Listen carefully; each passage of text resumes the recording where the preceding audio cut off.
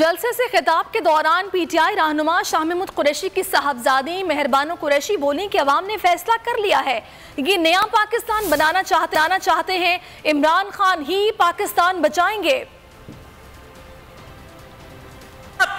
उस आदमी के साथ खड़े हैं जिसने हुकूमत कुर्बान कर दी मगर आपका सौदा नहीं होने दिया, या आप जमातों के साथ खड़े हैं जो वादे करते आए थे महंगाई मुकाने के, मगर आज जब आप दुहाई देते हैं तो कहते हैं एक रोटी के 4 टुकड़े कर लो। इन्हें बिलावल भुट्टो साहब का वो डूबता बिलखता सिसकता पुराना पाकिस्तान नहीं चाहिए जिसकी दुहाई सुनने वाला कोई नहीं।